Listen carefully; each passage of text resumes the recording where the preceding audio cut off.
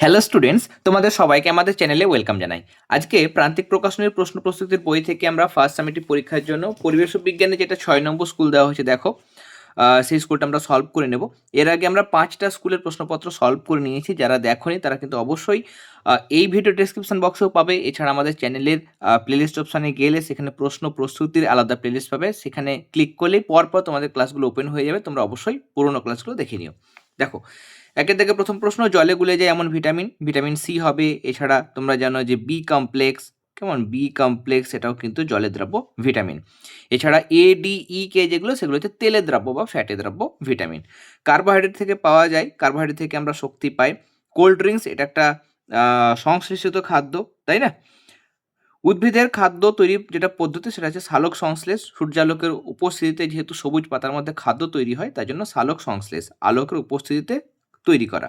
ধনাত্মক আধানযুক্ত আয়নকে ক্যাটায়ন বলে, যেমন এইচ প্লাস আয়ন একটা ক্যাটায়ন, সোডিয়াম প্লাস এটা একটা ক্যাটায়ন, আর অ্যানায়ন মানে হচ্ছে ঋণাত্মক তড়িৎগ্রস্ত আয়ন। মরুভূমির মরীচিকার উদাহরণ হলো আলোর প্রতিফলন। এরপরে আমরা পরের পাতাতে আরও অনেক প্রশ্ন আছে, সেগুলোর আনসার দেখব। 2 থেকে প্রথম প্রশ্ন, সিনেমার পর্দায় প্রতিফলন সেটা বিক্ষিপ্ত প্রতিফলন। আপতন কোণ মানের মান যদি 30 ডিগ্রি হয়, তাহলে প্রতিফলন কোণের মানটাও 30 ডিগ্রি হবে, যেহেতু আপতন কোণ আর প্রতিফলন কোণ সমান সমান হয়। বরফ গড়নে নিতে হবে 80 ক্যালোরি পার গ্রাম। উষ্ণতা পরিমাপ করা হয় থার্মোমিটার যন্ত্রে, কেমন? আর যদি বলে তাপ পরিমাপ করা হয় কোন যন্ত্রে, তখন সেটা হবে ক্যালোরিমিটার। 100 ডিগ্রি সেলসিয়াস সেটা 212 ডিগ্রি ফারেনহাইটের সমান। আর এসআইতে তাপের একক হচ্ছে জুল, আর সিজিএস একক হচ্ছে ক্যালোরি। এরপর 3 দাগের প্রশ্ন, মানুষের খাদ্য উপাদানগুলি নাম লেখো, আর নিচের খাবারগুলিতে কোন কোন ক্ষতিকারক রাসায়নিক মেশানো হয়। আচ্ছা, খাদ্য উপাদানগুলির নামও লিখতে হবে, তাই তো? 8টা খাদ্য উপাদান রয়েছে: শর্করা বা কার্বোহাইড্রেট, প্রোটিন, লিপিড, ভিটামিন, জল, খনিজ মৌল, খাদ্যতন্তু, উদ্ভিজ্জ রাসায়নিক বা ফাইটোকেমিক্যালস। নামগুলো লিখবে। ওকে। আর কোনটাতে কি মেশানো হয়? পটাটো চিপসের মধ্যে ট্রান্স ফ্যাট মেশানো হয়, কেমন? Trans fat. বিরিয়ানিতে হচ্ছে মেটানিল ইয়েলো। মোমোতে আজিনোমোটো। আর ফ্রুট জুস বা ফলের জুসের মধ্যে সাইক্লামেট, অ্যাসপার্টেম, স্যাকারিন, দেখবে বইয়ে দেওয়া হয়েছে এগুলো। ওকে। এরপরে আমরা এখানে পরপর এই পার্থক্যগুলো দেখব। তাপ এবং তাপমাত্রার মধ্যে পার্থক্য। প্রান্তিকে যেটা সহায়িকা বই রয়েছে আমার কাছে, সেখান থেকে তোমাদের আনসারটা দেখাচ্ছি। তাপ এবং তাপমাত্রার মধ্যে পার্থক্য। 2 নম্বরের জন্য 2টো বা 3টে পার্থক্য লিখবে। সংজ্ঞা হচ্ছে তাপ হলো এক প্রকার শক্তি, আর এখানে উষ্ণতা হলো বস্তু তাপীয় অবস্থা। এখানে আরেকটু অ্যাড করতে পারো, কেমন? তাপ হলো এক প্রকার শক্তি যা গ্রহণ করলে বস্তু গরম হয় এবং ছেড়ে দিলে বা বর্জন করে বস্তু ঠান্ডা হয়। ওকে। আর এখানে উষ্ণতা হলো বস্তু তাপীয় অবস্থা যা তাপ প্রবাহের অভিমুখ নির্দেশ করে। তাপ হলো কারণ, এখানে উষ্ণতা হলো ফল, এটা বললে। তাহলে এই দুটো পার্থক্য হলো। লাস্টে চলে আসবে সিজিএস পদ্ধতিতে তাপের একক ক্যালোরি, এসআইতে জুল, আর এখানে সিজিএস এ সেলসিয়াস এবং এসআইতে কেলভিন। এরপরে নেক্সট বলছে ক্যাটায়ন এবং অ্যানায়নের মধ্যে পার্থক্য। এটাও আমি প্রান্তিকের থেকে দেখাচ্ছি, তার কারণ এর আগেও যখন আমি অন্যান্য রায়মার্টিন বা বিভিন্ন জায়গা থেকে দেখিয়েছি, তখন তোমরা অনেকেই প্রান্তিক থেকে দেখতে চেয়েছিলে, তার জন্য প্রান্তিক থেকেই দেখাচ্ছি। ক্যাটায়ন অ্যানায়নের মধ্যে পার্থক্য হচ্ছে যে পরমাণু তার বাইরের কক্ষ থেকে এক বা একাধিক ইলেকট্রন বর্জন করলে ক্যাটায়ন উৎপন্ন হয়, আর যদি বাইরের কক্ষে এক বা একাধিক ইলেকট্রন গ্রহণ করে তাহলে অ্যানায়ন তৈরি হয়। এটা ধনাত্মক তড়িৎগ্রস্ত, এটা ঋণাত্মক তড়িৎগ্রস্ত। ধাতুগুলো ক্যাটায়ন তৈরি করে, আর অধাতুগুলো অ্যানায়ন তৈরি করে। যারা সাবজেক্টিভ ক্লাসগুলো দেখছো না, অবশ্যই সাবজেক্টিভ ক্লাসগুলো দেখে নিও। তাপ চ্যাপ্টার সেটা আমরা পুরোটা বোর্ডের মধ্যে খুব সহজ করে বেশ কয়েকটা ক্লাসে বুঝিয়ে দিয়েছি। পরমাণু অণুর রাসায়নিক বিক্রিয়া যে চ্যাপ্টার, দারুণ গুরুত্বপূর্ণ চ্যাপ্টার, 3 নম্বর চ্যাপ্টার। এটা অনেকের কঠিন মনে হয়, সেটাও কিন্তু একদম জলের মতো সহজ করে আমি কিন্তু বোর্ডের মধ্যে ক্লাসগুলো দিচ্ছি, এবং অনেকটা কিন্তু হয়ে গেছে। যারা দেখোনি অবশ্যই দেখে নিও। ওকে।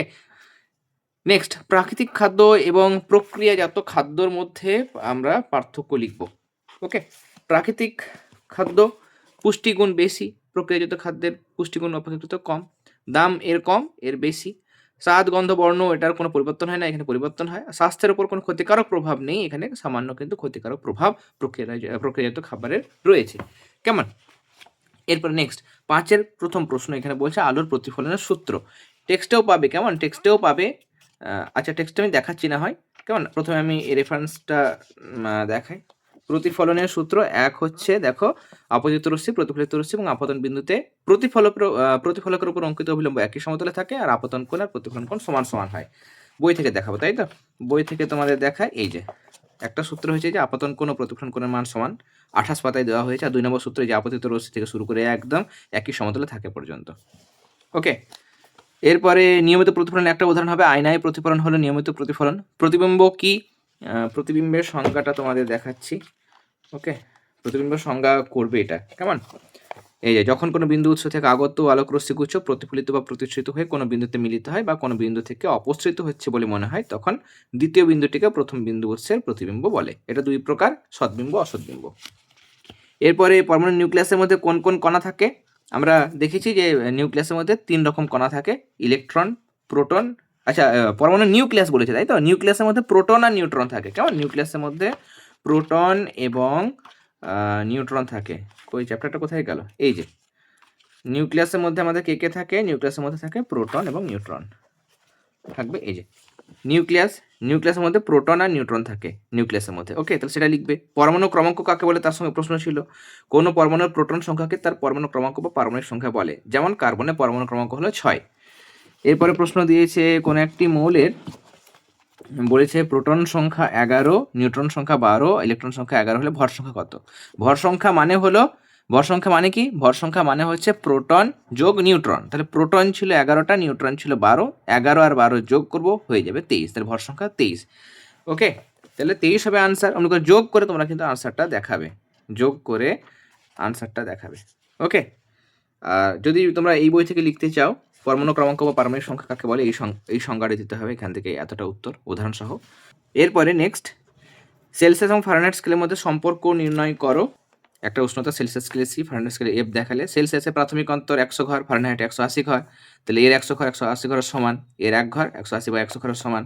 তাহলে সি মাইনাস 0, এটা 180 বাই 100 সঙ্গে সি মাইনাস 0 গুণ হবে। এটাই হিসেব করবে, কাটাকাটি করবে, 0 দিয়ে কাটবে, 18 বাই 10 হবে, 2 দিয়ে কাটবে, 9 5 হবে, কেমন? নিয়ে এইদিকে 9টা এদিকে চলে আসবে, এটা নিচে। আমি এগুলো সব ক্লাসে বুঝিয়ে দিয়েছি। ওকে, ক্লাসগুলো তোমরা কিন্তু মিস করো না, ক্লাসগুলো দেখে নিও, তাহলে পরীক্ষার আগে তোমাদের প্রিপারেশনটা ভালো হবে এবং পরীক্ষায় সব প্রশ্ন তোমরা সঠিকভাবে করে আসতে পারবে। এবার দেখো, খুব দ্রুত বাষ্পীভবন হয় এমন একটা পদার্থ হচ্ছে স্পিরিট। যারা আমাদের পেড গ্রুপে যুক্ত হতে চাইছো, পেড গ্রুপে যেটা ডিটেলস সেটা আমি স্ক্রিনে দিয়ে দিলাম। তোমরা 3টে সাবজেক্ট, পরিবেশ বিজ্ঞান আমি যেটা ক্লাস দিচ্ছি ইউটিউবে সেই সাবজেক্টটা, আর ইতিহাস ভূগোল সেটা ম্যাম দেন। তাহলে এই 3টে বিষয়ে তোমরা কিন্তু নোটস, সম্পূর্ণ কোশ্চেন আনসার, মানে ইম্পর্টেন্ট কোশ্চেন আনসার যেভাবে তোমাদের পরীক্ষায় লিখতে হয় সেরকম কোশ্চেন আনসার তোমরা পেয়ে যাবে, নোটসের আকারে, পিডিএফের আকারে পাবে পেড গ্রুপে। সাজেশন, প্রত্যেকটা টার্মের আগে সাজেশন, এবং সাজেশন থেকেই কিন্তু তোমরা ম্যাক্সিমাম নাম্বার অফ কোশ্চেন, প্রায় 100% কিন্তু তোমরা সেখান থেকেই কমন পাবে। ওকে, পেড গ্রুপে যুক্ত হতে চাইলে হোয়াটসঅ্যাপ নাম্বারে যোগাযোগ করে তোমরা অ্যাডমিশন নিতে পারো। মাসে মাসে একদমই কম, 100 টাকা করে ফি রাখা হয়েছে, তোমরা সবাই অ্যাডমিশন নিতে পারবে। ওকে, আর যে ক্লাসগুলো হচ্ছে সেই ক্লাসগুলো তোমরা অবশ্যই দেখবে, সাবজেক্টিভ ক্লাস মানে চ্যাপ্টার ওয়াইজ ক্লাস, সেগুলোও দেখবে। ক্লাস 7-এর পরিবেশের প্লেলিস্ট পাবে, সেখান থেকে দেখে নিও। ক্লাসগুলো দেখবে, ক্লাসগুলো ভালো লেগে থাকলে অবশ্যই ক্লাসগুলোতে লাইক দেবে এবং বন্ধুদের সাথেও কিন্তু শেয়ার করে নেবে, কেমন? তাহলে আজকে ক্লাস আমরা এখানেই শেষ করলাম। তোমরা সবাই খুব ভালো থেকো, সবাইকে অল দ্য ভেরি বেস্ট।